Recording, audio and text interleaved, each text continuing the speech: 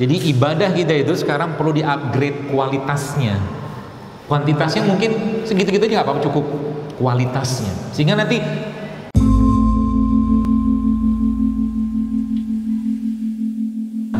innaka antal alimul hakim. Allahumma zidna imanan wa yakinan wa fikhan. Allahumma sholli wa sallim wa barik ala nabiyyina Muhammad wa ala ali Muhammad kama shallaita ala Ibrahim wa ala ali Ibrahim wa barik ala nabiyyina Muhammad wa ala ali Muhammad kama barakta ala Ibrahim wa ala ali Ibrahim fil alamin innaka Hamidum Majid. Alhamdulillah, kita tentunya bersyukur pada Allah Subhanahu wa taala di hari-hari yang penuh kebaikan, hari-hari yang Allah Subhanahu wa taala masih memberikan kesempatan buat kita semua untuk hadir ke muka bumi ini tentunya. Dari sejak kita bangun tadi pagi, Allah berikan kesempatan kita untuk sholat, untuk berdoa, untuk tilawah sampai akhirnya di waktu ini. Maka Allah sendiri menyinggung itu kepada kita semua dengan sebuah kalimat, wa in ta'uddu nikmatallahi la tuhsuha. Jika engkau menghitung nikmat-nikmat yang Allah berikan, maka sungguh tidak akan bisa dibandingkan dengan keluhan-keluhan kita, karena terlalu banyak nikmat yang Allah berikan kepada kita semua. Bahkan tanpa sadar pun kita sejak tadi pagi pun kita bisa sholat, kita bisa berwudu, kita bisa berdoa, kita bisa mengaji seterusnya. Itu semua bukan karena kita memiliki mata, bukan karena kita memiliki telinga dan seterusnya, tapi sesungguhnya itu semua karena Allah berkehendak dan mentakdirkan kita bisa melakukan itu. Maka doa yang kita baca di pagi hari, di zikir pagi kita, itu menjadi sebuah kekuatan untuk kita semua dengan kita memuji Allah Subhanahu wa taala dengan kalimat subhanallah bihamdihi adada khalqi wa ridha nafsi wa zinata arsy wa midada kalimati. Itu sebuah doa yang Masya Allah memberikan semangat untuk kita semua. Karena kalau kita lihat jamaah sekalian bahwa hari-hari kita ini adalah hari-hari di mana hidup kita itu tidak lepas dari kendalinya Allah. Hari-hari kita ini adalah hari-hari di mana hidup kita ini adalah dalam kontrolnya Allah. Maka kita sering membaca dalam doa iftitah pun atau istiftah, di situ sebutkan inna sholati wa nusuki wa mahyaya wa mamati lillahi rabbil alamin. Kita menyerahkan diri kita, hidup kita, sholat kita, ibadah kita semua kepada Allah. Maka itu menjadi jaminan ketenangan untuk kita semua. Ayat yang tadi saya baca di depan dalam surat Al-Fat itu memberikan sebuah isyarat buat kita semua bahwa as-sakinah atau ketenangan itu bukan kita dapatkan, tapi dia di langit. Allah berfirman di situ, wallazi anzalas sakinah. Anzalas sakinah, Allah yang menurunkan ketenangan atau sakinah itu dari langit. Maka dia bukan kita dapatkan di bumi, tapi Allah yang memberikan, Allah yang menganugerahi kita. Maka kalau kita tahu itu semua, atau mungkin kita kembalikan bagaimana masalah-masalah dalam kehidupan kita saat ini yang sebenarnya bisa kita atasi atau sebenarnya bisa kita lihat solusinya dalam Quran ataupun dalam hadis Nabi alaihissalam, maka kita tidak perlu cemas ya, kita tidak perlu takut, kita tidak perlu susah hati, karena semua jawabannya ada di sana. Sebagai contoh saja, mungkin kita tahu bahwa Rasulullah SAW menjelaskan dalam sebuah hadis bahwa dosa itu adalah sesuatu yang menggelisahkan. Ketika orang berbuat dosa, maka pasti dia gelisah. Karena fitrahnya manusia, dia tidak diciptakan untuk berbuat dosa terus menerus ya.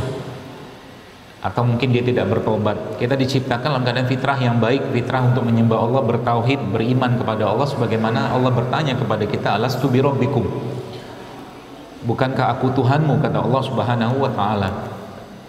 Maka jamaah sekalian, masalah itu sebenarnya menjadi suatu hal yang saat ini tanpa sadar telah menjadi suatu yang umum di kita.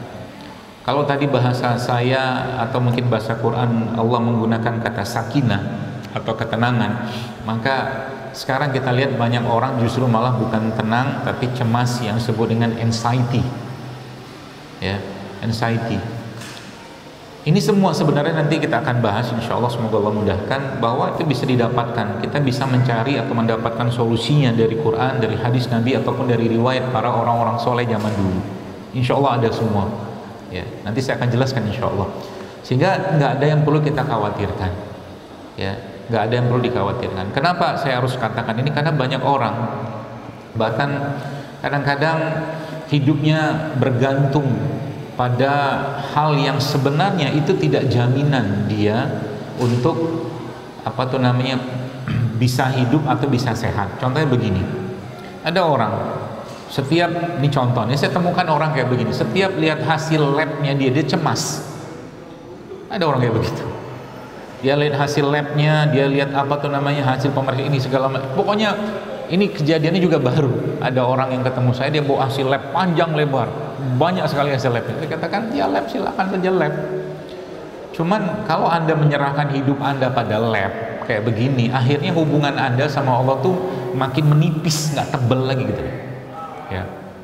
Sehingga beliau bercerita itu saja tuh cemasnya luar biasa. Nanti kalau operasi gimana, nggak operasi gimana sekali. Saya bahkan mengeluarkan satu kata yang biasanya saya gunakan kalau sudah ngelihat orang tuh cemasnya luar biasa. Bahasa saya itu saya tampar dia. Ya, saya tampar dalam tanda kutip, saya bilang gini, Bu, Pak, tenang aja. Dengan atau tanpa penyakit ini kita pasti mati, saya bilang. Iya kan? Iya kan? Dengan atau tanpa penyakit ini Anda pasti mati, saya pasti mati, selesai. Terus apa ditakutin? Tinggal kita bicaranya bagaimana mempersiapkan itu, kan gitu.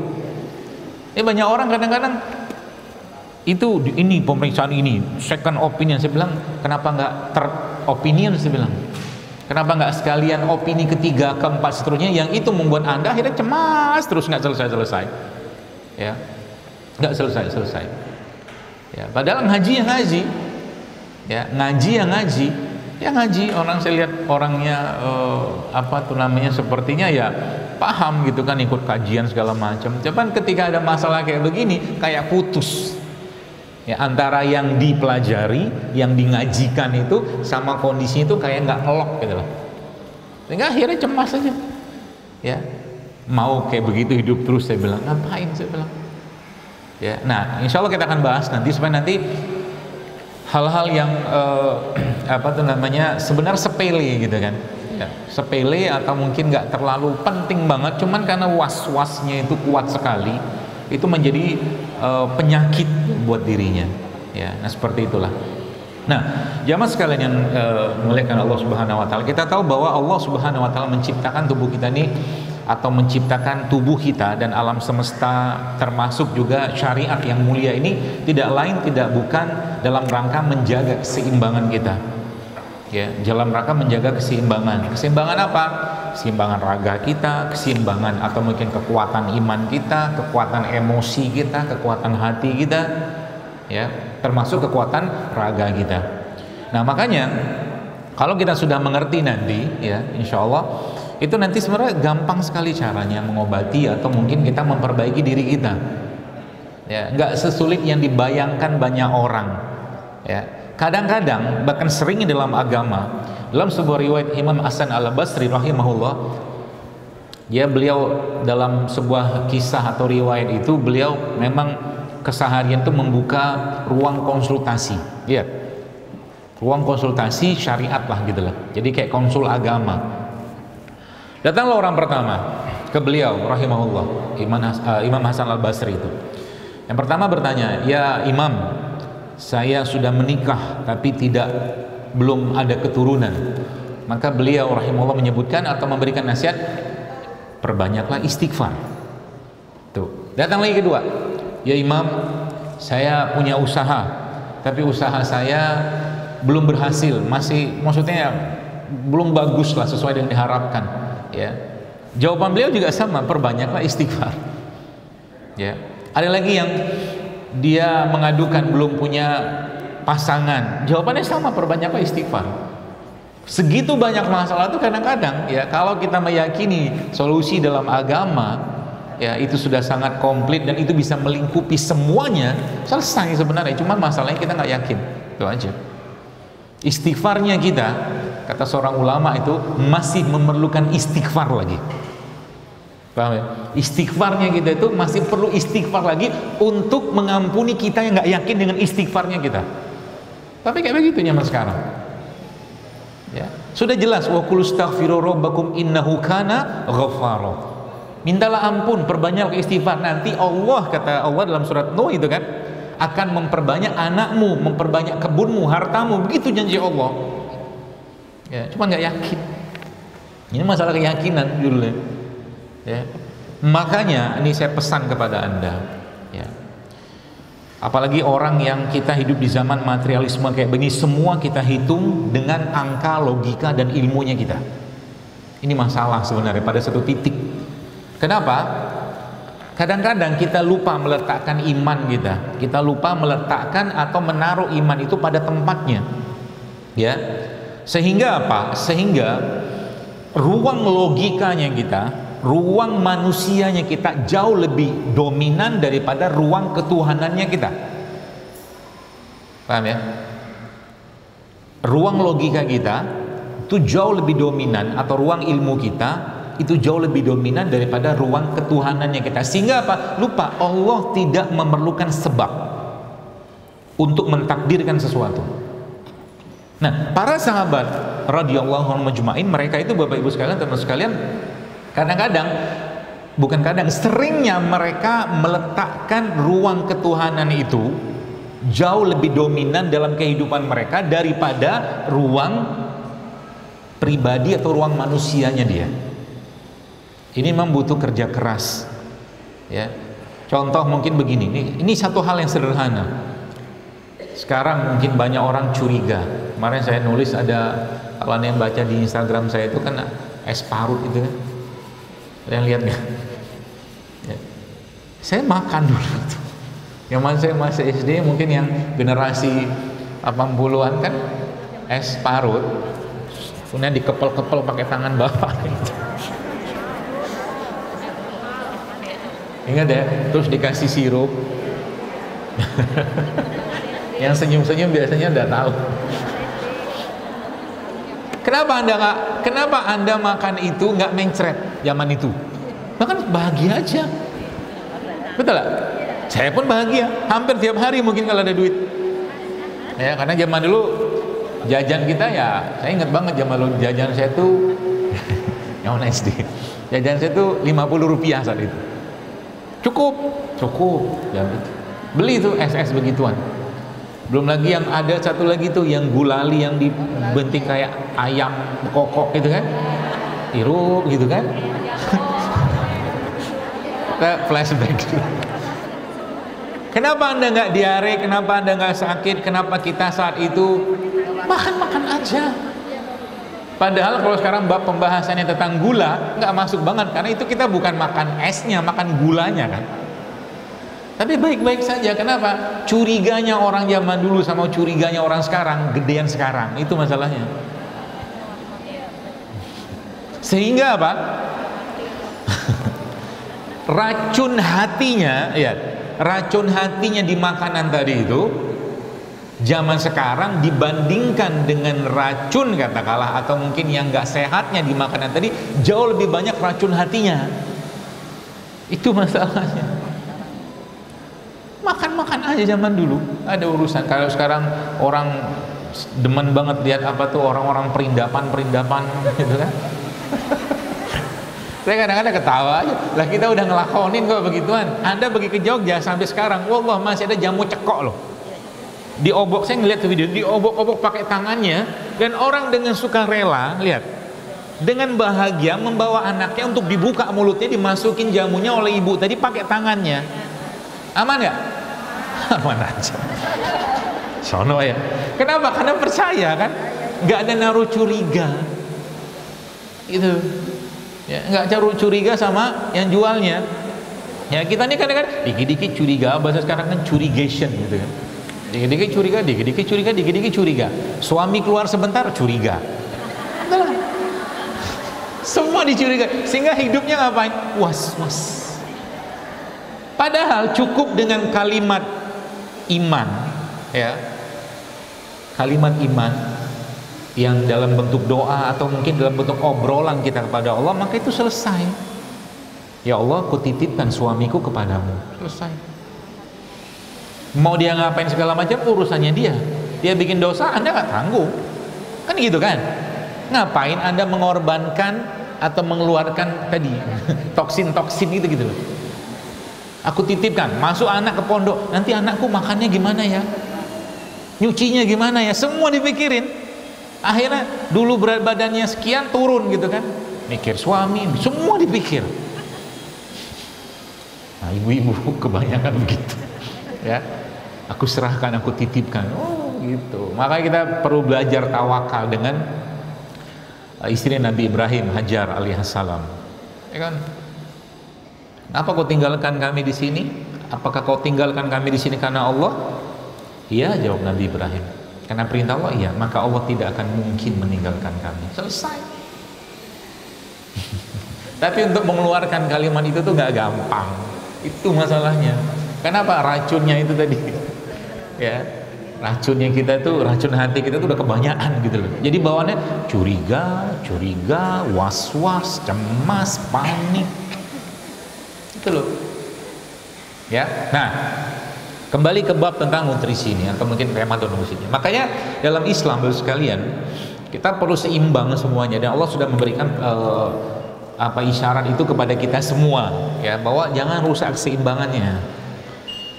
Ada orang, ya,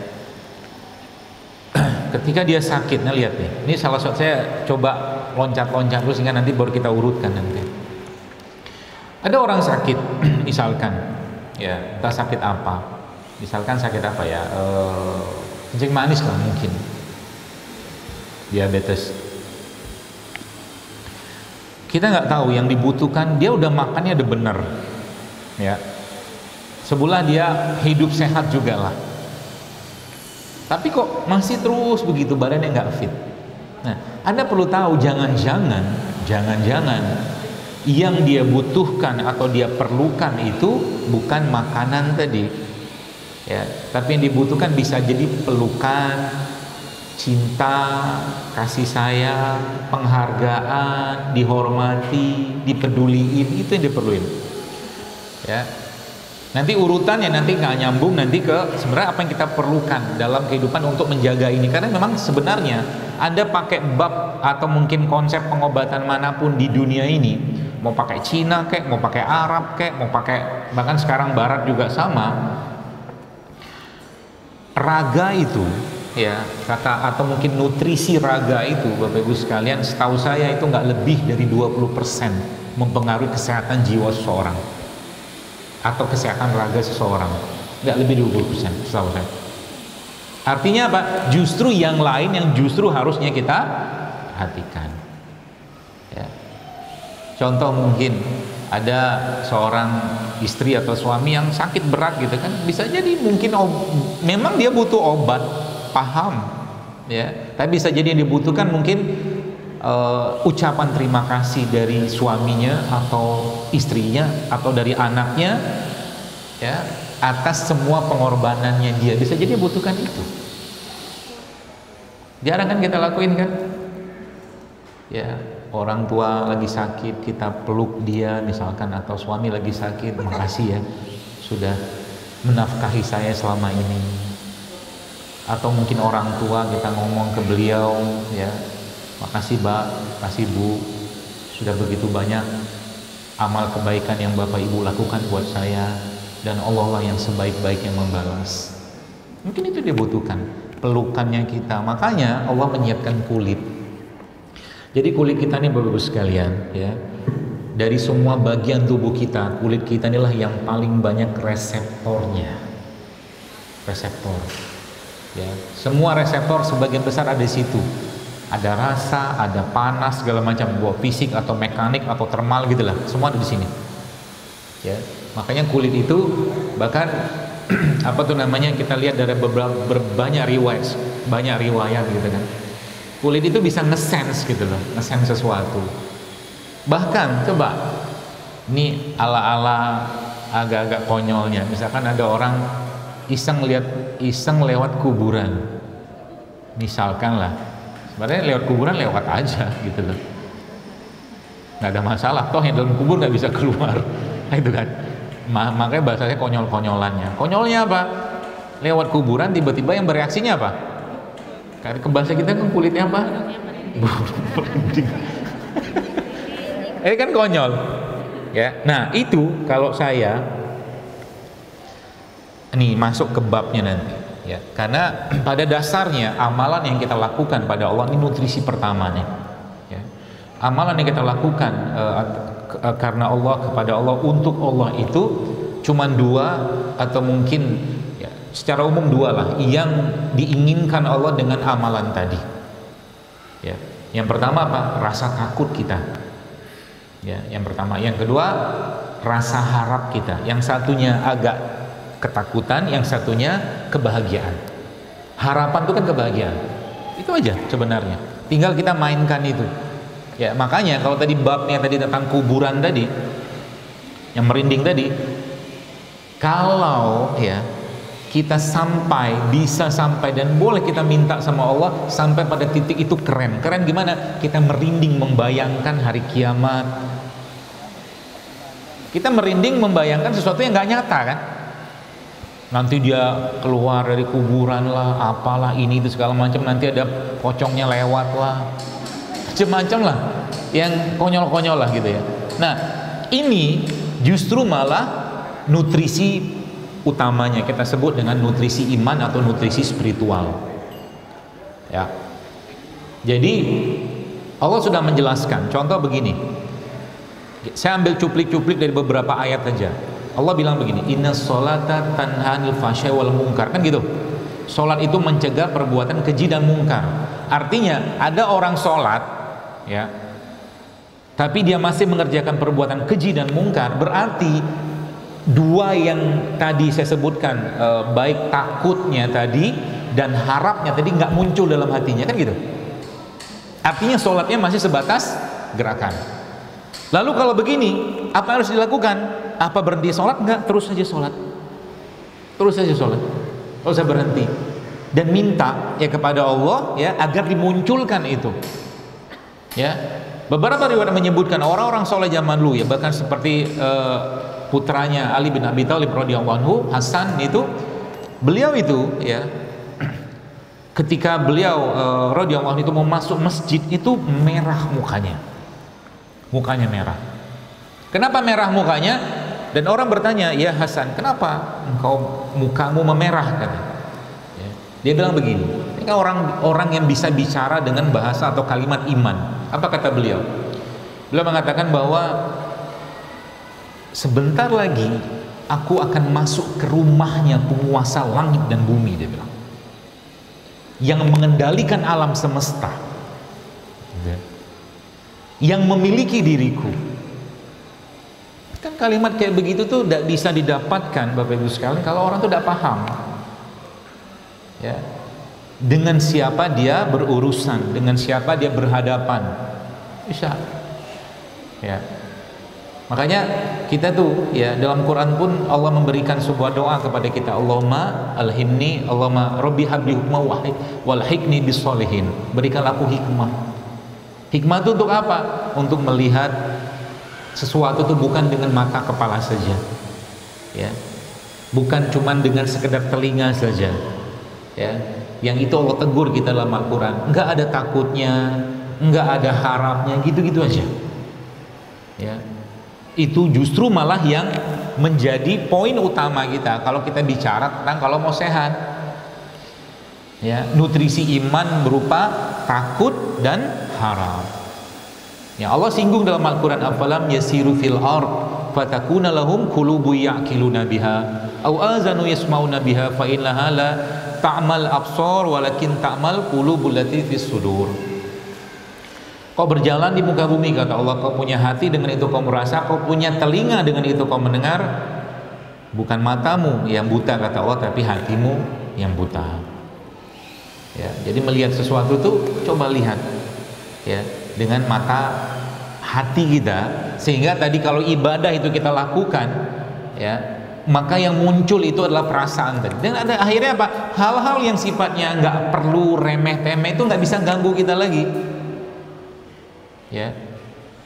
Jadi para ulama itu Bapak sekalian, mereka itu akhirnya Karena kesibukan mereka itu dalam kebaikan, ya, ngomongnya juga baik, akhlak baik, adab baik, perbuatan baik, sehingga setan tuh kadang-kadang apa namanya, kesulitan godainya di mana gitu loh, ya. Meskipun ya setan iblis itu kan punya, mereka tuh makhluk-makhluk ya tentunya dilaknat Allah yang punya bank data kita semua sejak zaman Nabi Adam. Jadi mereka yang punya bank data lebih jauh, lebih canggih daripada Google. Jadi dia tahu nih si fulan ini kelemahannya apa, dia tahu. Ya, si fulana ini kelemahannya apa dia tahu. Dari turunannya itu paham. Ya, bahkan dari nasab-nasabnya kan, makanya saya pernah cerita kan. Saya pernah cerita bahwa kalau ada, nih lihat, kalau ada satu keturunan, satu keluarga, ya, yang dari atas generasi ketiga, generasi ke atas, 3 generasi ke bawahnya, misalkan gitu kan, sudah 3 generasi kayak begitu, terus penyakitnya sama semua, ya, coba Anda iseng-iseng lihat karakter, sifat, sikap yang ada pada mereka itu biasanya sama itu. Salah satunya adalah tadi curigation, curiga, ya.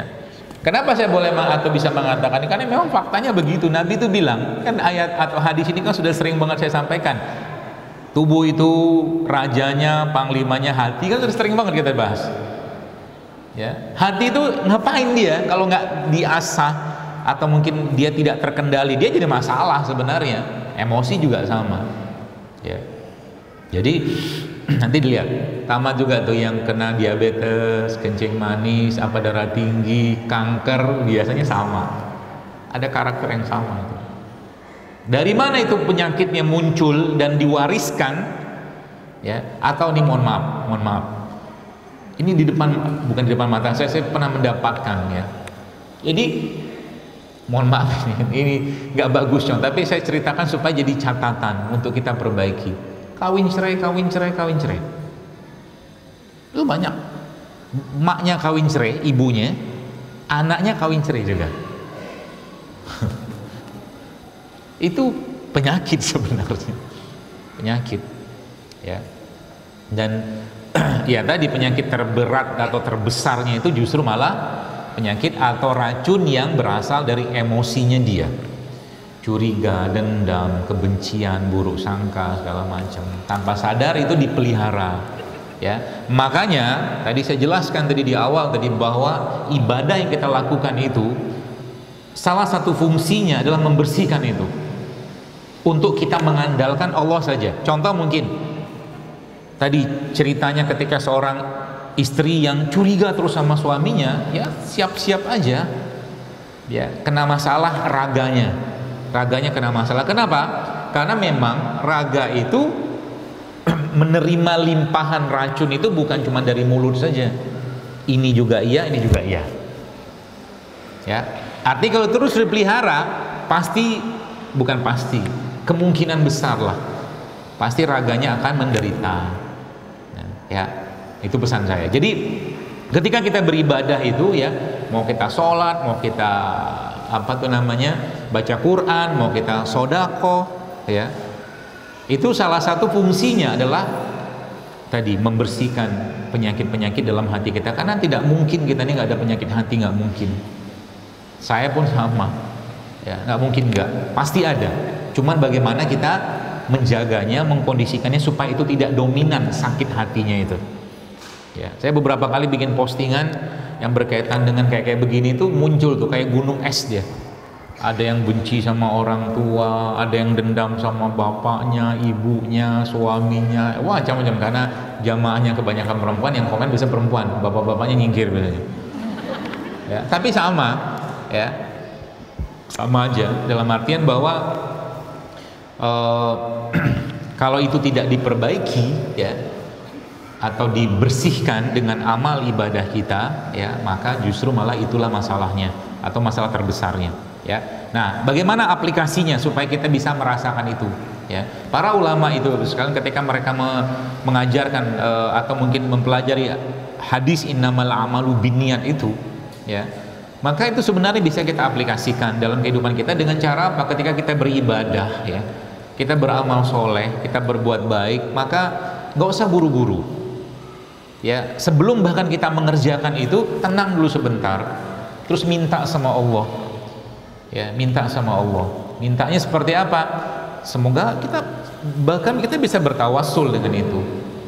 Ya, Anda waktu mau sholat itu kan diam dulu sebentar, nggak usah langsung angkat tangan dulu, diam dulu sebentar, bicara sama Allah, sehingga muncul rasa takutnya, muncul rasa harapnya, muncul kebahagiaannya. Ya, waktu sholat apa aja, apalagi sholat sunnah itu jauh lebih kita bisa pakai, aplikasikan. Meskipun sholat secara umum itu kata Allah kan ista'inu atau wasta'inu bisobri was sholat, mintalah pertolongan pada Allah dengan sholat dan sabar. Ya, diam dulu sebentar, ya Allah, sebentar lagi aku akan menghadapmu. Ngomong sama Allah dalam hati aja, sebentar lagi aku akan bersujud kepadamu. Sebentar lagi ya Allah, engkau izinkan tanganku ini untuk bertakbir. Wih, kalau Anda lakukan begitu, bisa waktu takbiratul ihram itu bisa nangis kita.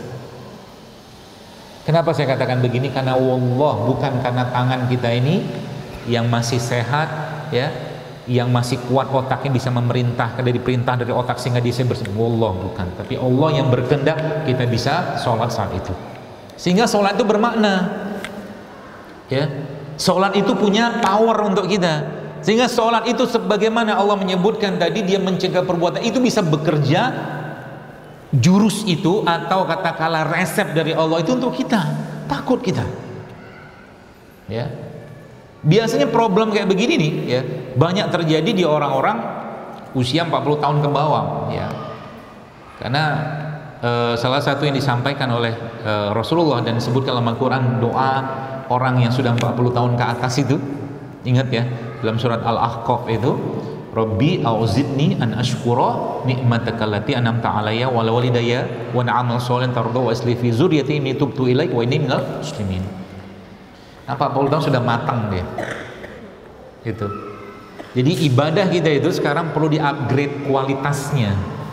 Kuantitasnya mungkin segitu-gitu aja nggak apa-apa, cukup kualitasnya. Sehingga nanti bahkan bisa jadi Anda, ya, atau kita belajar dari beberapa riwayat zaman dulu itu, ulama-ulama bahkan Rasulullah sendiri pernah sebutkan itu dalam sebuah sholat malam, Nabi itu membaca cuma satu ayat semalaman.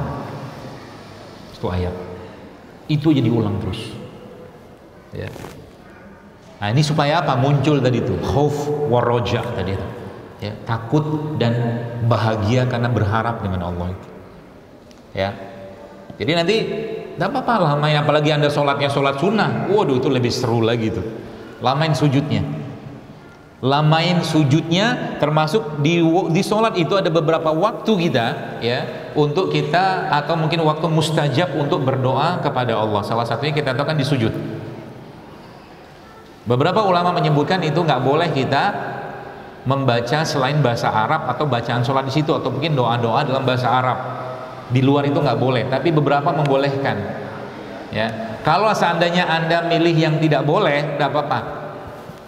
Di sujud itu Anda ngobrol dengan Allah melalui hati Anda. Ngobrol. Tumpahin semua di situ. Ya, makanya lamain sujudnya. Nabi kan lama sujudnya.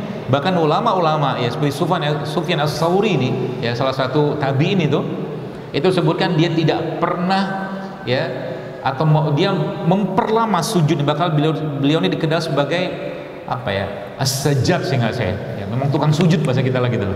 Dia tidak pernah menaikkan kepalanya dari sujudnya hingga Allah kabulkan hajatnya. Kayak begitu.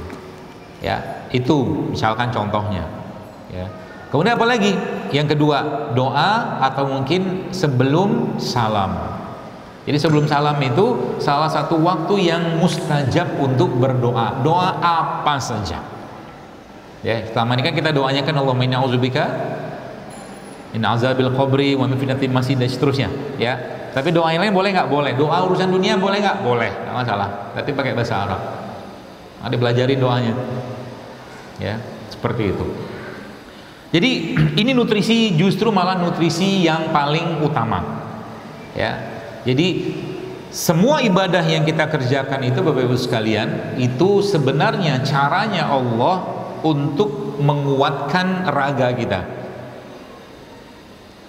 Kenapa saya bisa ngomong begini? Karena di akhir zaman pun disebutkan dalam sebuah riwayat hadis ya, bahwa nanti makanannya kita nanti bukan lagi makanan fisik, tapi tasbih, tahmid dan tahlil. Pernah dengar itu ya? Gimana caranya? Gitu loh. Ya.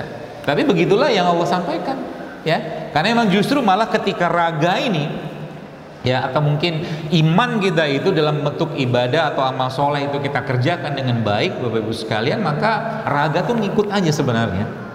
Raga tuh ngikut aja. Apalagi kalau sudah levelnya sudah dia memang terus tiap hari itu minta dicintai sama Allah. Ya.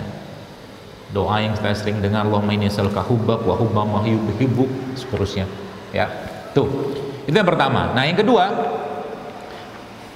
jadi ini pesan saya pertama adalah buat saya pribadi dan Bapak Ibu sekalian, jemaah sekalian, adalah diperbaiki kualitasnya.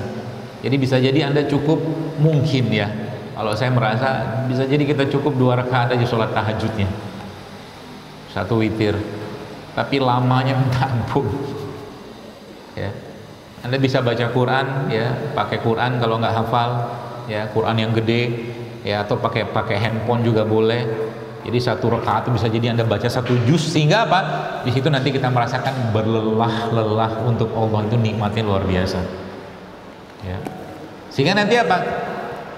Kita merasakan tadi takutnya muncul, harapnya muncul, bahagianya muncul. Itu dengan cara apa? Memperbaiki kualitas ibadah. Ini yang pertama. Yang kedua, nutrisi yang berkaitan dengan hati itu sendiri. Sebenarnya ini satu paket sebenarnya. Nutrisi hatinya. Ya. Nutrisi hati maksudnya apa? Semua amal ibadah yang kita kerjakan itu pada akhirnya akan memperbaiki hati kita. Ya, dia satu itu sebenarnya. Ya, satu jalur lah mungkin kalau bahasa saya gitu. Ya. Jadi semua ibadah itu kita dikerjakan karena memang betul mengharap wajah Allah, maka hati kita itu pasti akan terasah. Saya kasih contoh begini.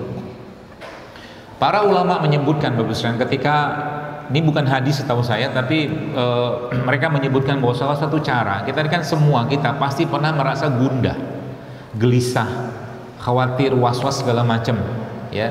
Kayaknya itu hati itu nggak tenang banget gitu loh. Nah, itu mereka memberikan resep, ya, resep untuk mengobati itu, ya. Salah satu yang disampaikan oleh mereka adalah perbanyaklah amal-amal yang Anda lakukan secara sembunyi-sembunyi, kata mereka. Salah satu resep untuk mengatasi hati yang susah. Ya. Contohnya begini. Anda bersepeda mungkin ya, atau pakai motor atau jalan lah gitu kan. Terus melihat ada orang susah ya, mungkin berjualan atau apapun lah itu bentuknya. Kemudian biasanya kayak begitu tuh dia ketemu tuh, Allah pertemukan ya. Lalu Anda keluarkan uang atau mungkin makanan ya, uang atau makanan yang Anda berikan kepada orang tadi, dan yang tahu cuman dia sama Anda aja, sama Allah, 3 aja. Itu salah satu cara resepnya, dan itu saya pribadi sering lakukan. Ya, sering lakukan. Kenapa? Ya, namanya juga kita manusia. Kadang-kadang ada hati nggak enak, susah, gelisah. Ya. Bahkan kalau kita kadang-kadang coba dipandang, gitu kan, dipandang orang itu, ya, sehingga nanti kita mulai hati itu kayak bergetar gitu loh. Bergetar itu bukan karena apa? Bukan karena dia, tapi karena memang Allah yang getarkan, dan kita merasa ya Allah, hidupku jauh lebih beruntung daripada orang ini. Itu sebenarnya poinnya. Kayak tadi pagi. Dari pagi habis saya pulang ngantar anak, saya lewat jalan di kampung-kampung itu, Masya Allah ada bapak-bapak tua, mungkin umurnya ada 70 tahun kali bapak itu. Dia gendong 2 karung gede. Saya nggak tahu isinya apa itu. Saya nggak tahu. Terus saya berhenti tanya sama dia, Pak, bapak jualan apa? Saya bilang. Tahu nggak jualan apa? Nggak tahu kan? Saya juga nggak tahu. Coba tebak. Kalau tahu saya kasih hadiah.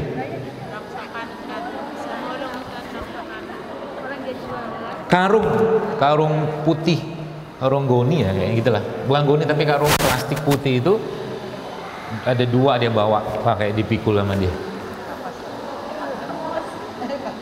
Ada yang mau jawab? Anda mungkin nggak akan menduga ini gitu loh. Kalau apa? Bukan. Daun singkong.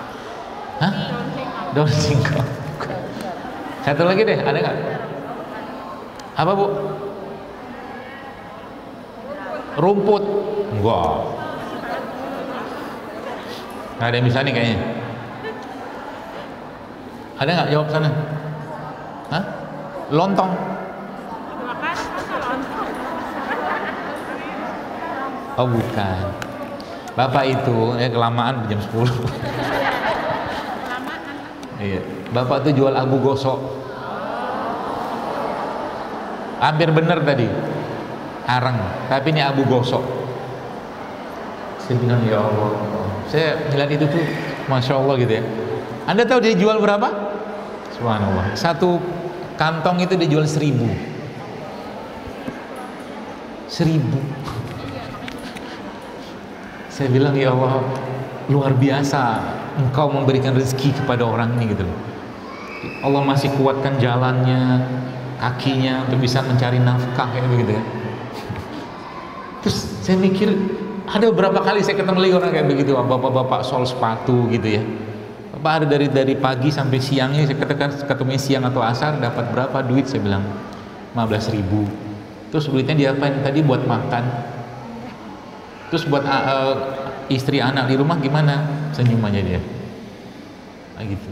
Itu cara Allah mengasah hati.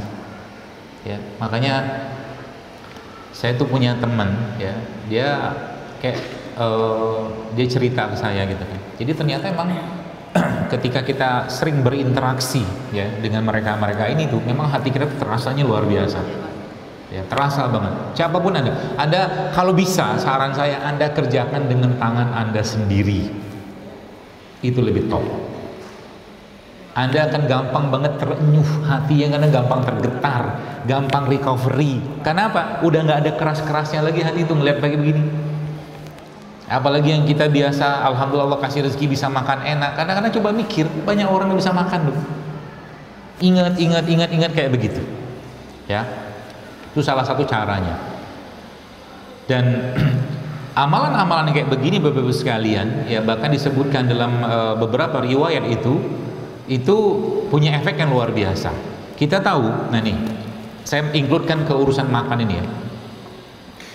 Dalam sebuah hadis kan kita pernah mendengar bahwa Rasulullah SAW pernah bertanya di satu majelis ya, dan situ para sahabat yang manusia-manusia mulia itu ada. Nanti bertanya siapa yang pagi ini sudah mensolatkan jenazah. Ada seorang angkat tangan. Siapa yang pagi ini sudah memberi makan orang miskin, angkat tangan juga gitu. Ya. Siapa yang sudah memberi santunan kepada anak yatim, pokoknya macam-macam lah. Dan orang ini sudah melakukan itu subuh, majelisnya itu subuh. Ya. Sampai itu cerita hadis itu kan bahwa Nabi mengatakan bahwa surga itu punya pintu-pintu. Ya. Lalu orang tadi menyebutkan semua yang ditanya Nabi tentang kebaikan itu dia sudah kerjakan. Sholat jenazah, iya. Ngasih makan, iya. Mengunjungi orang sakit, iya. Ngasih makan orang miskin, iya. 4 tadi itu. Itu disebutkan ulama, amalan ini jika dikerjakan dalam sehari dan bisa Anda kerjakan, itu surga jaminannya. Saya belum tahu caranya gimana. Mengunjungi orang sakit, sholat jenazah, ngasih makan, iya, anak yatim satu. Itu sehari bisa kerjain, keren. Hatinya kan lembut, terasa terus gitu kan. Ya makanya kalau Bapak Ibu, ini salah satu tipsnya. Jadi kalau pas kita lagi beli makan gitu ya, ada rezeki lebih, coba beli 1 bungkus lagi untuk orang lain. Itu salah satu caranya. Karena memberi makan itu salah satu wasilah kita dimasukkan ke surganya Allah dan diampuni. Ya, dalam sebuah kisah, ini seru lagi nih. Ada seorang ibu yang punya, setahu saya itu 3 atau 4 anak lah. Intinya ibu itu cuma punya 2 kurma. 1 kurma itu dia mau bagikan ke anaknya semua. Lalu tiba-tiba ada anak yang lain minta lagi. Akhirnya dia kasih separuh kurma tadi ke anak-anaknya. Sehingga ibu tadi cuma makan separuh kurma. Lalu ada sahabat yang melihat, ya, melihat kejadian itu, dia melaporkan kepada Nabi SAW. Ya Rasulullah, apa pendapatmu tentang ibu tadi yang ngasih kurma? ke anaknya tadi. Nabi tersenyum dan menjawab, Allah ridho dengan ibu itu dan Allah menjanjikan surga buat ibu itu gara-gara makanan. Ya, jadi ini salah satu cara, ya, salah satu cara kalau bahasa saya itu nutrisi hati yang terbaik. Ya, berinteraksi dengan orang miskin, fakir segala macam. Bahkan ya, para ulama itu ketika mereka sudah terlalu keras hatinya, maka mereka mengajak anak-anak mereka, istri mereka itu bertamasya. Tamasyanya ke kuburan. Kuburan. Ya, duduk situ. Duduk situ, merenung situ. Banyak kita bisa renung di kuburan. Ya, banyak. Contohnya apa? Ya kalau mati mah standar. Kita pasti mati, semua standar. Kadang-kadang saya di kuburan itu mikir banyak sekali yang saya pikirin. Ya. Mikirnya itu salah satunya apa? Ini diantara sekian banyak kuburan ini, siapa yang paling banyak pahalanya? Saya mikir gitu. Di antara kuburan ini siapa yang paling atau memborong pahala? Muncul kan ide kan? Ide kebaikan. Contoh apa? Kalau di pemakaman itu, ya, tanah pemakaman itu, siapa yang paling banyak dapat pahala di situ? Yang wakafin tanah. Itu maksudnya mikirin. Jadi akhirnya kita lihat sesuatu tuh lihatnya dengan pandangan akhirat, gitu loh. Bukan dengan pandangan duniawi. Ya kita mati semua pasti, cuman naik sedikit levelnya. Bagaimana caranya saya bisa mendapatkan pahala dari orang yang dikuburkan ini, kan wakaf. Gitu maksudnya. Ya. Jadi kalau ini terus kita asah, ya apalagi nih, satu pesan saya kepada Bapak Ibu sekalian, jamaah sekalian, mulailah mengasah kita atau hati kita ini untuk gelisahnya. Lihat, untuk gelisahnya itu hanya untuk urusan akhirat saja, dunia nggak usah gelisah. Dan Nabi udah janjiin kayak begitu. Jadi urusan dunia nggak usah digelisahkan. Rezeki kita sudah diatur, jodoh kita sudah diatur, semua udah diatur. Apalagi mau digelisahkan? Ya, kalau seandainya belum sesuai dengan harapan, mungkin ikhtiar kita belum optimal, ilmu kita belum optimal, selesai gitu aja. Kalau bahasa rezeki ini sebenarnya gampang. Orang bisa dapat ikan di laut atau di sungai itu dengan berbagai cara, mancing dapat satu-satu. Ya bawa perahu, dapatnya agak banyak. Dia bawa kapal gede, dapat banyak lagi. Dia bawa kapal gede ada jangkar atau jaring, ya jaring lebih banyak lagi, dapat lebih. Itu ilmu kan? Ya, nggak ada yang perlu dikhawatirkan. Asal mau upgrade. Kadang-kadang kita tuh susah hatinya, kita itu mikirin sendiri aja terus. Man ana, siapalah aku, gitu kan? Padahal, ya. Jadi salah satu yang kita perlu jadikan kekuatan sebagai, mungkin bahasa saya itu nutrisi hati kita, adalah bahwa kita itu Muslim, kita itu orang beriman. Kita itu sudah mengucap syahadat, kita ditakdirkan hidup dan bahkan sejak bayi pun, mungkin sejak balik pun kita sudah beriman kepada Allah. Itu ya, itu rezeki terbesar. Jadi jangan pernah merasa kecil hati. Ya, jangan pernah merasa kecil hati.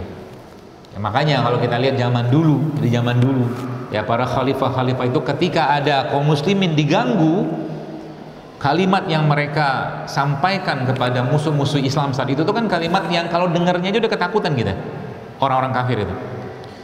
Kalau kau tidak lepaskan itu, satu orang saja, ya sebut dalam sebuah riwayat gitu kan, saya akan kirimkan pasukan yang, kata khalifah tadi itu, khalifah atau sahabat saya lupa itu, saya akan kirimkan pasukan yang mencintai kematian sebagaimana kalian mencintai kehidupan.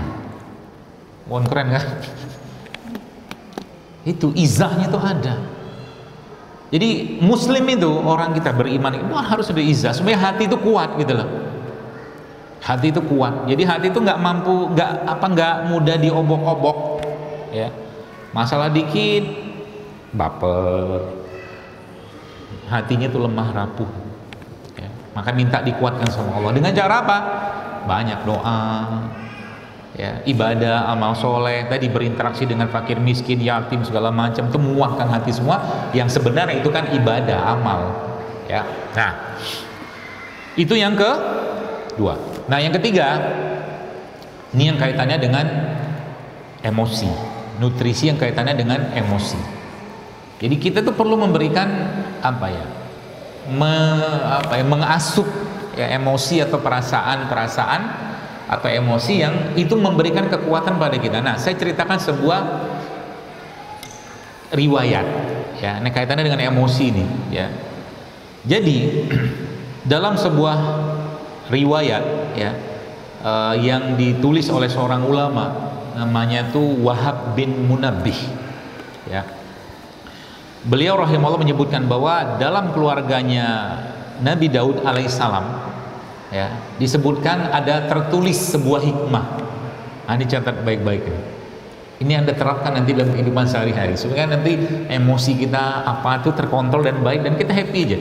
Happy dalam artian bukan gak ada masalah, bukan ya, tapi kita hidup kita tuh kita usahakan untuk terus bersemangat gitu loh untuk beribadah. Nah, beliau mengatakan bahwa orang itu ya, kata Wahab bin Munabbih ini disebutkan hikmahnya keluarga Nabi Daud alaihissalam, jika punya akal ya, jika punya akal jangan lupakan 4 waktu ini.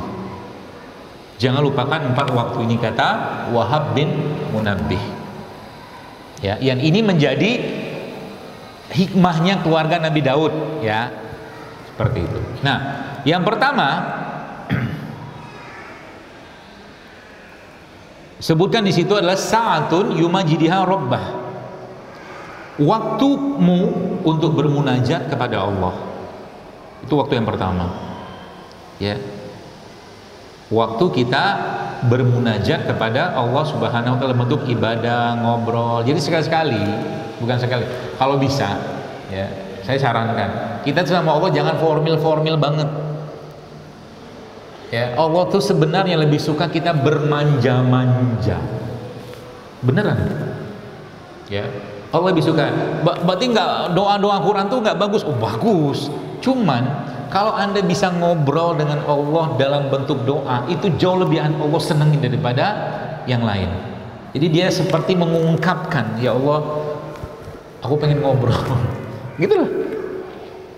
Anda ambil wudhu, sholat 2 rakaat, hamparkan sejadah, cari tempat Anda, mihrab Anda sendiri gitu kan, di kamar sendirian gitu kan, kasih tahu sama yang lain, jangan ganggu dulu, saya mau ngobrol sama Allah. Ngobrol. Begini ya Allah, gitu loh. Kan seru tuh. Aku pengen ngobrol. Mengangkat tangan boleh nggak? Boleh. Nggak angkat tangan boleh nggak? Karena mengangkat tangan waktu berdoa itu sunnah. Anda nggak ngangkat tangan pun boleh. Ya, tapi penuhi saja syarat-syarat doanya. Memuji Allah, sholawat, kan gitu kan? Ngobrol. Waktu ini waktu yang pertama. Ya, bermunajat kepada Allah. Sebagaimana apa? Coba lihat. Nabi Zakaria alaihissalam waktu mau dikasih anak sama Allah, beliau ngadunya apa? Ngadunya kan receh banget. Beliau ya alaihissalam menyebutkan, ya Allah, aku ini udah tua, kata Nabi Zakaria, ya kan? Aku udah tua ya Allah, rambutku sudah memutih. Apa Allah nggak tahu? Allah yang kasih rambutnya putih kok, ya kan?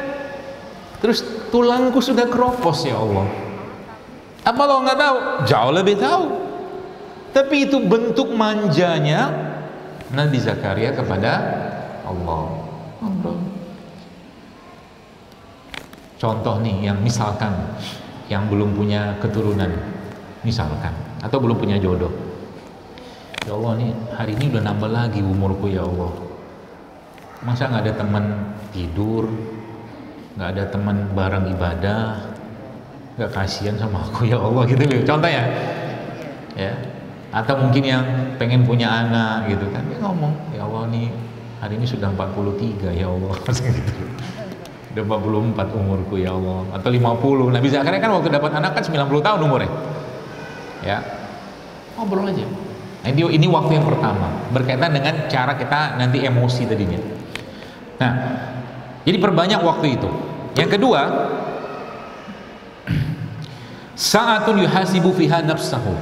Ya, waktu kita bermuhasabah. Muhasabah. Ini umur segini udah ngapain aja? Udah karya apa yang kulakuin?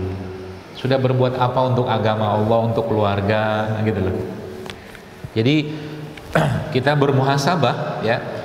Jadi supaya apa? Supaya jangan waktu itu gini-gini aja terus, nggak ada karya, nggak ada kebaikan. Tapi ibu-ibu mah Anda tuh, ya saya kasih tahu kepada Anda, sebenarnya perempuan tuh paling gampang masuk surga.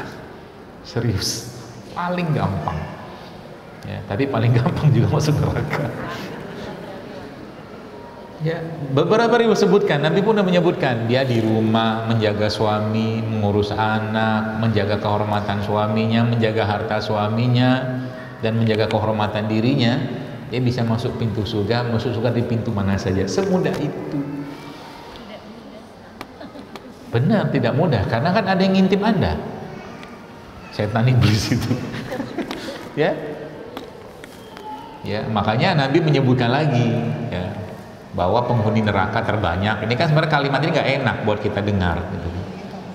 Ya, adalah wanita.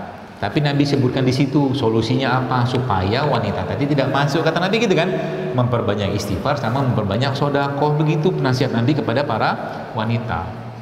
Gitu. Jadi itu bisa Anda kerjakan. Ya. Nah ini yang kedua. Jadi waktu kita bermuhasabah dengan diri kita. Jadi duduk merenung, ngapain? Udah umur segini nggak ngapa-ngapain. Ya. Sudah segini nih belum ada peningkatan amal, gitu loh, ngobrol. Ya. Nah, yang ketiga, waktu kita ya untuk kumpul dengan teman-teman. Bahasa sekarang kongko. Lihat, urusan kongko dalam agama ada loh. Seru kan Islam ini? Jadi sebenarnya kalau Anda mau baca sedikit di berbagai kitab dan berbagai kajian-kajian itu ada. Ya. Disebutkan situ waktu yang ketiga itu adalah waktu kita kongko, kumpul sama teman. Tapi di situ dikasih syarat. Syaratnya apa?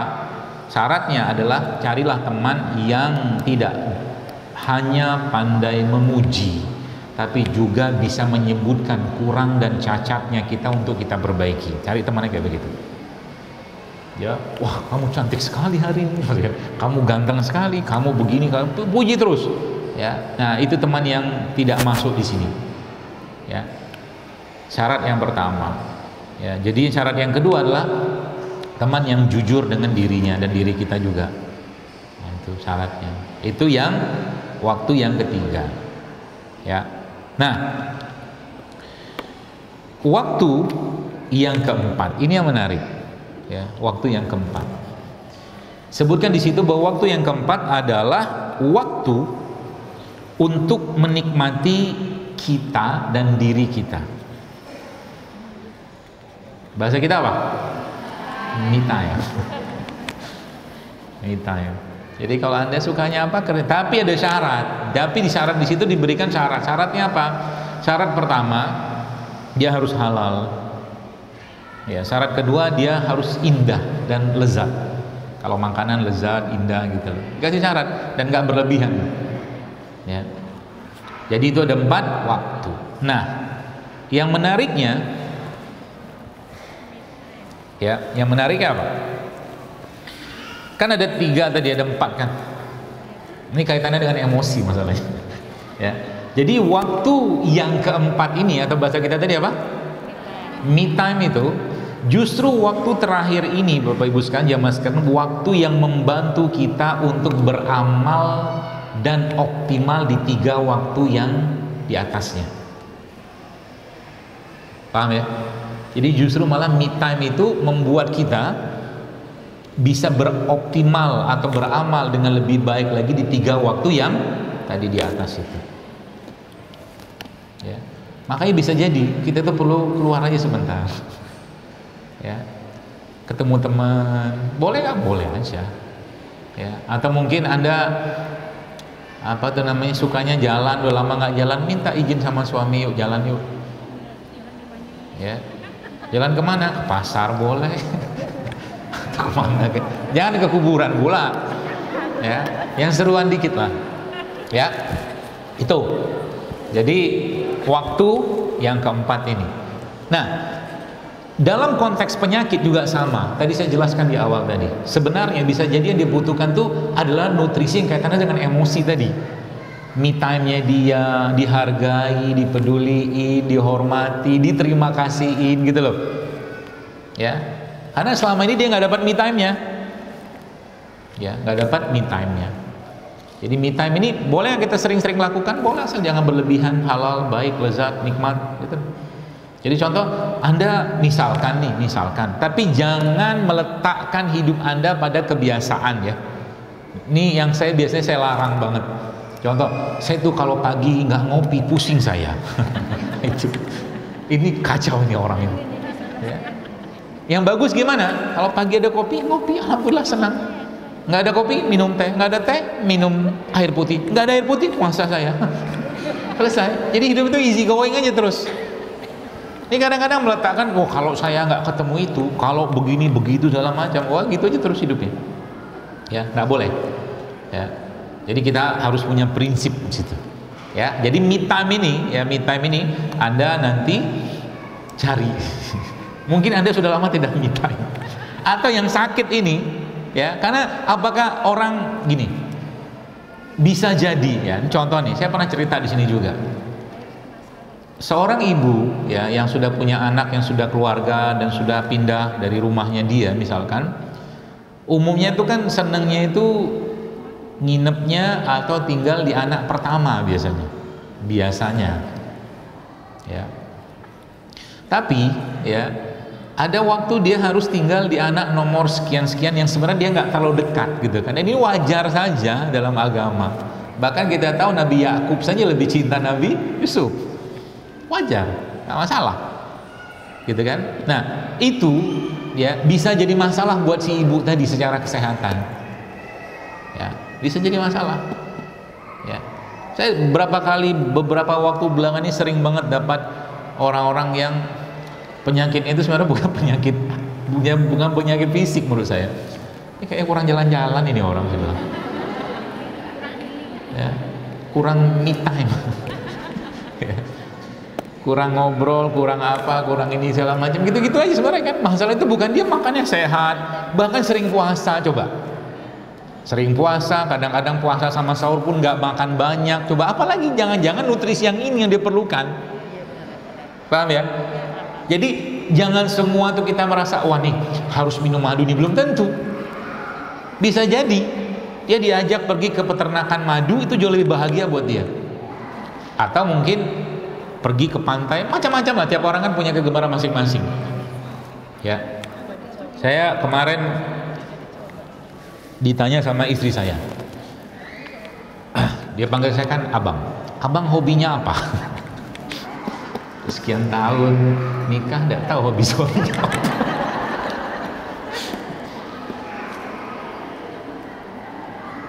Anda tahu nggak hobi Anda apa? Tahu nggak? Jangan-jangan nggak tahu. Nah hobi itu kaitannya dengan ini tadi, me time itu loh. Kalau Anda nggak tahu hobinya Anda apa, nanti mentok tuh yang 1, 2, 3 tadi tuh nggak optimal dia, beneran ya. Dia tuh sebenarnya pengen jalan-jalan, pengen apa ya, akhirnya ibadahnya kepikiran. Gitu-gitu aja. Itu bukan was-was setan, karena nggak dapat me time-nya ya. Nah termasuk tadi orang sakit ya. Tadi saya nggak usah jawab lah hobi saya apa ya.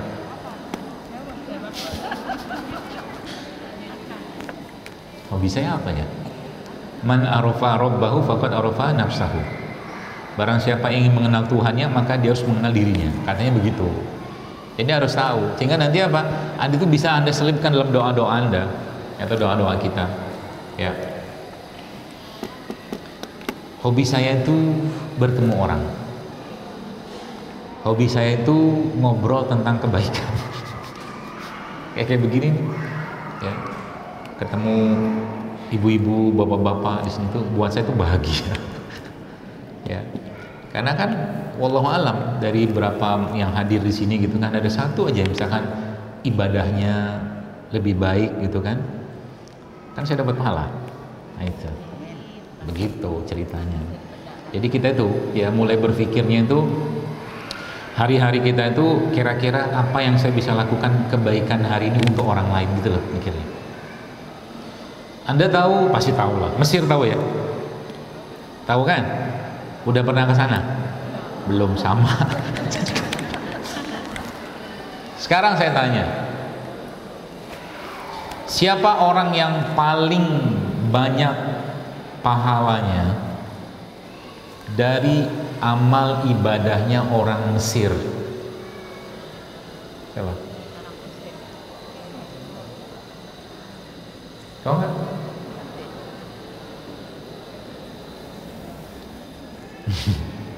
Udah kelamaan. Siapa yang menaklukkan Mesir? Atau siapa sahabat yang diutus oleh salah satu khulafaur rasyidin untuk menaklukkan Mesir?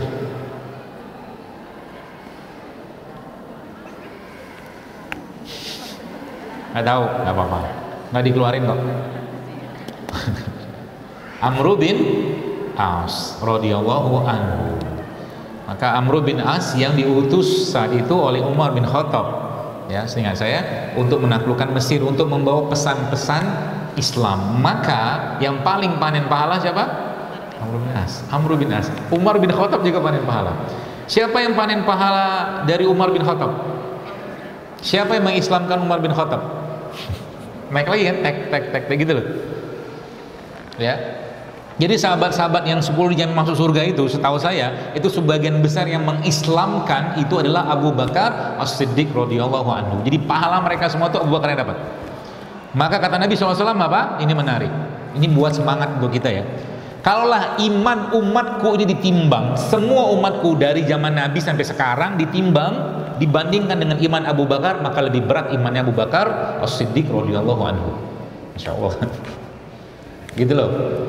Jadi ini semangat untuk kita apa? Untuk kita tadi mitanya kita itu coba urusannya dengan kebaikan. Tapi dia tidak melanggar. Dokter berarti nggak jalan-jalan? Oh jalan-jalan saya. Jalan. Saya paling suka jalan-jalan saya. Karena emang begitu perintah Al-Quran. Kan suruh bertebaran. Jalan-jalan. Tamasya kemana kek? Cuman, nah itu dimanfaatkan waktunya. Lagi jalan nanti ada lagi safar kan doanya mustajab. Angkat tangan doa, gitu loh. Doain orang, atau lagi safar itu ada banyak bersedekah gitu kan. Jadi misalkan ada safar misalkan ke apa Jawa, mudik segala macam itu, misalkan gitu kan, mampir rest area kan, nah, bawa tuh mukena baru taruh situ, bisa. Jadi safarnya dapat kebaikan. Atau Anda bawa sarung apa aja gitu loh, sehingga tiap hari itu kita, hari-hari kita tuh lebih banyak kebaikan yang kita lakukan. Ada nggak itunya? Ya jadi hal-hal yang berkaitan keburukan atau mungkin nauzubillah min zalik, dosa segala kita akhirnya nggak sempat ada waktu kepikiran itu gitu loh ya. Nah ini yang kaitannya dengan emosi ya, termasuk yang tadi orang-orang sakit tadi itu. Orang-orang sakit, apalagi orang tua, kalau ditanya ibu bapak pengennya apa, pasti jawabannya nggak ada. Nggak pernah mau jawab. Udah standar itu, saya sudah tahu, ibu udah tahu kan. Nah kan ibu jawab iya. Kadang padahal pengen gitu kan, lagi sakit datang, bu nanti habis sakit mau nggak umroh, pasti mau itu gitu loh. Itu perlu ya, ibu pengennya apa gitu kan. Itu memang harus hati ke hati ya, ngomong sama mereka, sehingga nanti tadi sisi emosi mereka tuh yang akhirnya diangkat gitu ya. Saya punya orang tua, bapak, sekarang alhamdulillah masih ada, semoga Allah jaga beliau. Sekarang tuh nggak bisa ngapa-ngapain ya di kampung ya. Kalau sudah anak-anaknya pulang udah bahagianya minta ampun tuh, bahagia banget ya. Itu kan emosi sebenarnya, dia merasa kehadiran anak-anaknya ya, diurus sama anak-anaknya gitu loh. Atau yang mungkin nggak bisa ngurus nanti beramal soleh atas nama beliau seperti itu, atau siapapun lah gitu loh. Itu terbukti banget bahwa kita nggak bisa menafikan adanya kebutuhan atau nutrisi emosi ya. Tinggal nanti penyakitnya apa. Kalau ini babnya tentang penyakit ya, karena tiap penyakit itu nanti dia nutrisi emosinya bisa jadi beda ya. Contohnya apa? Contohnya ada orang misalkan dia sudah terbiasa hidup dalam kejujuran misalkan ya, lalu dia harus berhadapan dengan sesuatu yang tidak jujur alias bohong, maka tubuhnya pasti bereaksi itu. Ya, solusinya apa? Ya dia harus mencari tempat lain bekerja atau berdoa pada Allah yang paling mudah dan paling solutif ya menurut saya, untuk dipindahkan ke tempat yang dia tidak bertentangan dengan kejujurannya dia. Dan itu saya sering dapatkan orang-orang kayak begitu. Ya, tiba-tiba dicek ini enggak, semua lab diperiksa aman-aman saja, cuman dia badannya nggak sehat, nggak fit segala macam. Itu masalah emosi sebenarnya, yang bukan hanya emosi tapi nilai ya, mungkin ya, nilai dalam kehidupan yang dia pegang yang mungkin diwariskan oleh orang tuanya, yang itu secara langsung tidak langsung terlanggar dalam pekerjaannya. Itu bahaya itu ya. Saya adalah seorang yang pernah nanya ke saya, dia seorang yang setahu saya baik gitu kan, bahkan dekat dengan Quran, tapi dia akhirnya bekerja di satu tempat yang setahu saya itu tuh jauh dari nilai-nilai agama.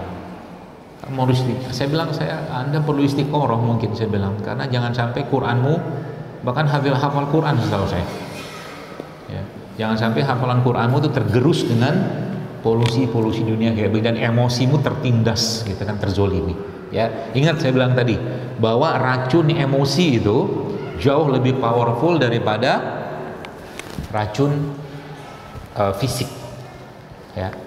Hati-hati ya. Contoh tadi yang kita cerita tadi, es kepel apa, es parut tadi itu kan, orangnya belum makan gitu-gitu aja kan ya, nggak curiga seperti sekarang kan, pas sekarang apa tuh namanya COVID kemarin, mungkin dengan segala apa hingar-bingar dan berjibakunya kita kan, akhirnya jadi kayak muncul was-was, padahal zaman dulu begitu-begitu juga udah jalan gitu loh ya. Beberapa orang-orang di desa gitu kan, apalagi kita yang di perkotaan kayak begini, dikit-dikit lihat TV, dikit-dikit orang di kampung kadang ada lihat TV, dianteng-anteng aja deh, aman-aman saja ya, seperti itulah. Baik, nah ini nutrisi yang ketiga, atau mungkin tadi me time, kemudian nutrisi yang ketiga, yang terakhir baru nutrisi raga. Nah, nutrisi raga ini nanti disesuaikan sebenarnya dengan itunya, apa tuh namanya, kebutuhan organ. Jadi Allah menciptakan, Bapak Ibu sekalian, tubuh kita ini kan ada organ, ada mata, ada telinga, ada mungkin apa jantung, paru segala macam, dan semua itu kebutuhan nutrisinya disesuaikan. Ya, jadi contoh begini, contoh paling sederhana, saya pernah cerita bahwa kalau Anda mau jantung Anda sehat, cara paling sederhana yang bisa kita lakukan adalah makan kelapa. Kelapa tua, pernah dengar ya? Nah, itu salah satu kan, karena lemak pada kelapa itu bagus. Kelapa tua itu Anda makan 1/4 sehari sekali aja, itu sangat baik ya. Biasanya kalau udah cerita kelapa begini, langsung curigationnya muncul, cacing kremi. Contoh ini cerita lama, cuman bolak-balik itu lagi, ada ceritanya ya. Makan kelapa, makan aja ya. Kelapa tuh Masya Allah ya, sampai yang kita tadi pagi saya cerita bapak bapak jualan abu gosok gitu. Udah lama saya dulu pernah ngelakuin itu, zaman saya masih belum nikah, nyuci bokongnya panci pakai abu gosok, benar kan? Nah itu makanya perlu tuh diikutin. Makanya kalau pergi ke tempat-tempat yang di luar Jakarta gitu, biasanya saya cari permainan tradisionalnya. Dulu saya jago main patok lele. Tahu patok lele? Pakai rotan dulu. Rotan ada satu panjang, satu yang pendek, gitu kan. Nanti ada lubang di tanah, congkak. Terus nanti yang dapat poin paling gede itu yang nangkapnya pakai kelingking. Tapi anak-anak zaman dulu tuh keren-keren menurut saya ya.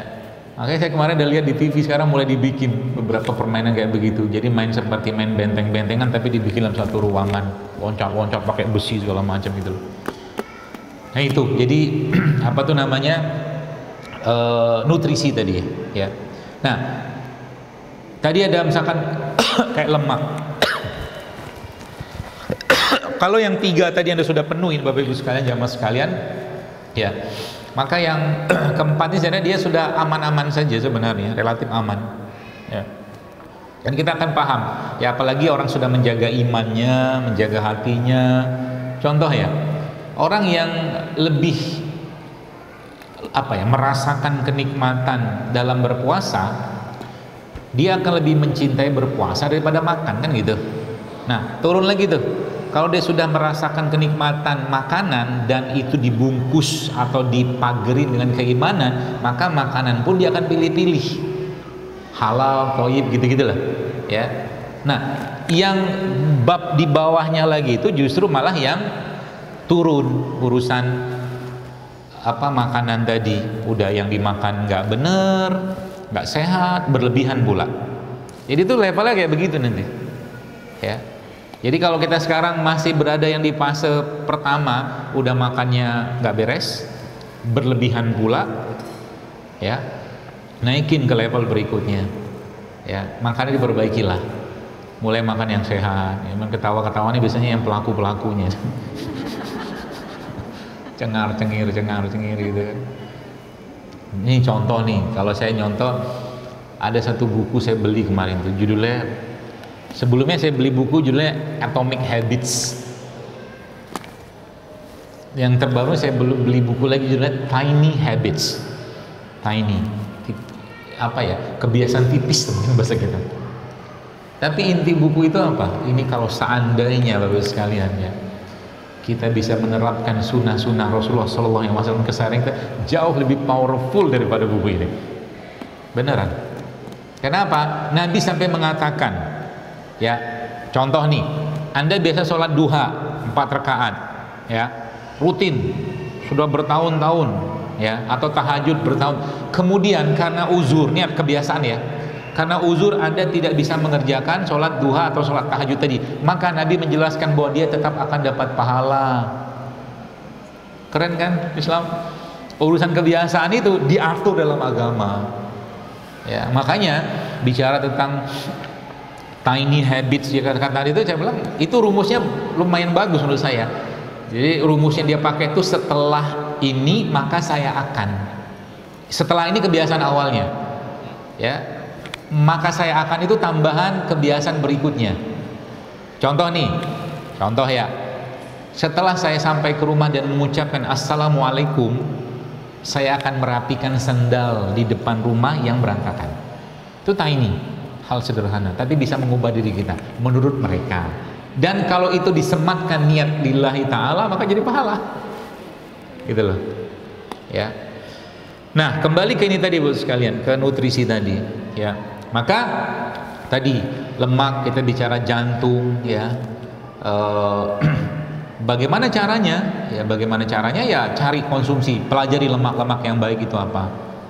Ya, lemak-lemak yang baik itu misalkan ya sering saya sampaikan juga alpukat, minyak kelapa, santan, atau mungkin kelapa itu sendiri, atau mungkin minyak dari ikan laut, atau mungkin omega 3 gitu-gitulah. Jadi nanti kebayang kebutuhan nutrisi badan kita itu apa. Contoh mungkin kalau kita bicara liver misalkan, ya, apakah liver punya nutrisi? Ya ada, ya, termasuk tadi ya, yang lemak-lemak baik tadi juga termasuk nutrisi buat liver. Makanya perlemakan pada liver itu, ya, atau fatty liver itu terjadi karena numpuknya lemak yang tidak sehat. Itu aja, ya. Lalu apalagi misalkan ginjal mungkin, ya, air. Jadi kayak gitu tuh kayak Allah sudah siapkan semua sebenarnya, ya. Cuman tadi ya karena memang ada setan iblis yang bercokol di situ, ya, makanya kita kadang-kadang terjebak, ya. Contoh yang sudah terbiasa makan gak sehat, ya mulai memaksakan diri lah, ya, memaksakan diri untuk lebih banyak makanan sehat yang dimakan, ya. Nanti ketahuan tuh ada nutrisi misalkan buat darahnya apa, misalkan gitu kan, ya, buah beet, kemudian liver, ya, jero-jeroan yang sehat itu sudah lama, asal tidak berlebihan, ya. Jeroan tuh setahu saya terakhir saya baca ada masalah dimakan, kalau saya pandangan saya, asal jangan berlebihan, ya. Itu. Kemudian apalagi? Ya, secara umum kebutuhan nutrisi kita hari-harian lah, ya. Ya. air, kemudian mungkin karbohidrat yang sehat, ya. Makanya saya sering kadang-kadang mikir, kenapa sekarang banyak banyak produk-produk yang menggunakan gula pasir di mana-mana, ya. Ya, pernah saya ceritakan, ya mungkin hipotesis ala-ala saya saja, ya, karena bisa jadi mungkin banyak orang zaman sekarang bukan, jadi gula pasirnya atau manisnya itu perlambang dari cinta dan kasih sayang yang kurang dia dapatkan, sehingga dia mencari dalam bentuk yang lain. Masih mending gula pasir daripada yang aneh-aneh, nah gitu sih. Ya, tapi gula pasirnya bukan sesuatu yang baik, ya, maka dikembalikan, gitu kan. Makanya dalam sebuah penelitian yang pernah saya baca atau tulisan gitu kan, bahwa ternyata makan di rumah itu bagus bareng-bareng, ya, masak sendiri, kumpulin anak, istri, suami, semua makan bareng. Nah, ya, itu salah satu cara untuk membangkitkan kebahagiaan, ya. Jadi jangan sering-sering makan di luar, sekali-sekali aja, ya, mampir ke kafe JSR kafe saya di Jati Asih itu, ya, mampir sekali-sekali, ya. Bahkan beberapa, saya kemarin ada bapak udah 70 tahun bapak itu, karena apa yang saya sampaikan ini saya tuangkan di kafe itu dalam bentuk makanan gitu kan. Ya, bapaknya umur 70 tahun, kayaknya ibunya umur 65 tahun. Saya bilang, "Bapak kenapa repot datang sini?" Saya bilang, "Bikin aja di rumah." Kebetulan dia balik kerja, jadi ternyata hampir sudah berapa kali bapak datang ke kafe ini, saya bilang. Udah 10 kali lebih, dia bilang. Pulang kerja mampir, dia bilang. Yang diminum ya rimpang-rimpang itu aja.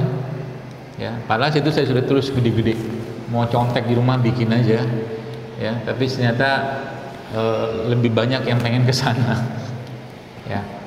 Karena itu kebiasaan, ya. Jadi kalau kita sudah mulai berdekatan dengan itu, ya, rimpang-rimpang, rempah segala macam itu, ya kita akan kembali ke selera asal. Jadi kemarin sebenarnya di satu postingan saya di delete di delete, ya. Paling situ sebenarnya ada pesan yang menurut saya sangat bagus. Saya lupa save tulisan saya di situ, ya, bahwa sekarang ini banyak sekali rasa-rasa palsu, ya, rasa-rasa palsu. Jadi rasa-rasa olahan, ya, rasa olahan, rasa palsu, sehingga banyak manusia menjadi manusia yang palsu, cintanya palsu, setianya palsu, nggak nggak orientasinya itu akhirat gitu loh, gitu. Gara-gara mungkin banyak makanan palsu, manisnya palsu. Kan manis gula tuh menurut saya manis palsu. Kalau Anda benar-benar mau manis yang benar, makan tebunya, bukan gula pasirnya. Minum madunya, makan buahnya, itu manis yang bener. Itu maksudnya, ya, bukan yang diolah-olah semua gitu kan. Tepung-tepungan, sudah saya sampaikan, terigu itu kan manis palsu karena karbohidrat juga kan. Ya, dikembalikan ke makanan yang asli. Nah, makanya kemarin saya dapat buku lagi, judulnya lucu buku ini. Yang nulis jurnalis Amerika. Saya lupa namanya. Bukunya tipis. Cuman mungkin 70 halaman. Judulnya Food Rules. Aturan makan. Kenapa? Dia bilang, saya tuh sudah bosan, udah muak, kata dia, ngelihat sekarang tuh kok ribet banget makan. Ya, akhirnya dia ketemu di kesimpulan buku itu. Nanti Bapak Ibu bisa cari buku itu. Sampulnya warnanya putih. Food Rules judulnya. Saya nggak promoin tapi lumayan bagus. Dia bilang di dalam buku itu, jangan makan makanan, dia bilang, yang anak kelas 3 SD nggak bisa eja. Banyak sekarang maltodextrin, isoflavon lah, apa segala macam. Ayo saja. Lagi dia cerita di dalam buku itu, dia bilang bahwa jangan makan makanan yang Anda tidak menemukan sumber mentahnya di alam. Oh, sekarang banyak, Bu. Saya kemarin berdapat video itu isinya 3D, judul video itu ya, 3D fillet fish. Jadi orang bikin ikan pakai komputer, real kayak ikan, tidak perlu ikan. Gara-gara ini mereka ini merasa ikan dieksploitasi, ini kan bodoh bener loh, matiku saya. Ya, jadi ikan itu bukan ikan lagi, nggak perlu ikan. Bahkan kalau Anda tahu tentang madu saja, madu itu sebenarnya bisa dibikin secara lab dengan kualitas, rasa, dan standar. Sesuai standar anunya lah. Bisa dibuat di lab. Ya, tidak perlu lebah lagi. Gitu loh. Makanya sering saya bilang kan, kalau cerita madu itu atau mungkin bicara madu, ya carilah madu yang sanadnya jelas, rawinya jelas, matannya jelas, dengan siapa ngambil di mana, siapa yang ngambil, bagaimana cara ngambil, gitu maksudnya. Ya, seperti itu. Baik, itu ya. Terus sekalian ya, mudah-mudahan bermanfaat sedikit apa yang disampaikan. Kita lanjutkan dengan tanya